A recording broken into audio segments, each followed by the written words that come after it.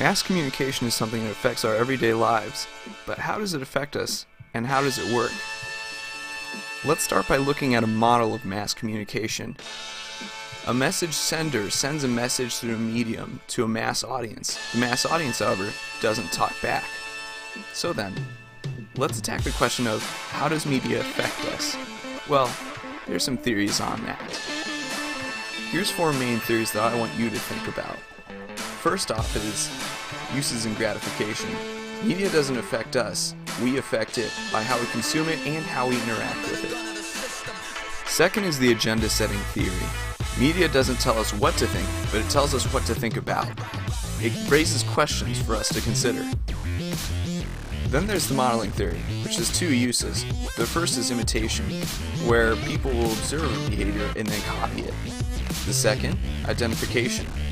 Observers don't exactly copy what they see, but instead form a related response. So they don't exactly do what they see, but they'll do something similar.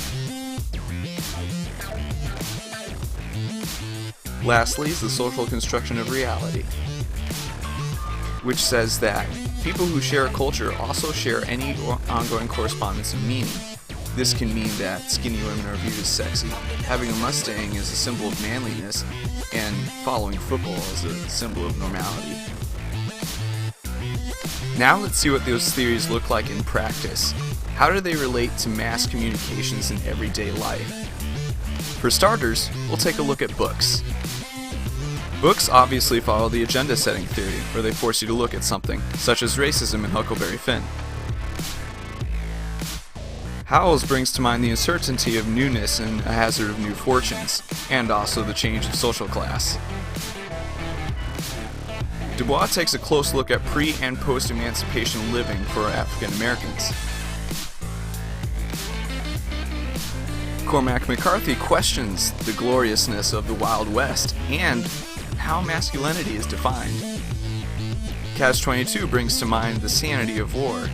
Is it really all it's cracked up to be? Is it really honorable? Newspapers display the direct and straightforward usage of the uses and gratification theory. First, you've got your sports section, the listings of local shows, the national news,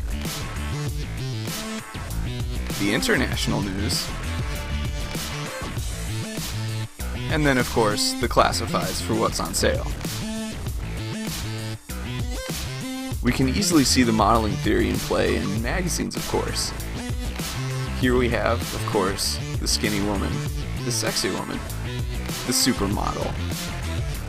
She is the ideal of what we want women to be, or at least that's what we think. Of course, even if perfection isn't something somebody wants, they can always be a hippie if they want to.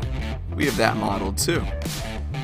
However, this modeling doesn't just apply to fashion, it applies to lifestyle as well. They're not just advertising a way of wearing clothing, they're advertising a way of life.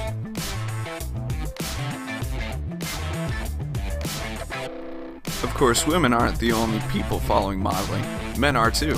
They have to be physically athletic to be manly. Or at least, that's what we're told. That's what everybody does, right? Maybe if being physically powerful doesn't fit the bill, you can always have the status of power. Maybe a little perfume might make you smell more powerful. Or having that Mustang that makes you seem more manly. But maybe just being fashionably trendy can help you with being manly. After all, these guys give a shirt. So how do you react with modeling? Do you identify with it? Do you imitate it? How does mass communication affect you on an everyday basis? That's what I want you to think about.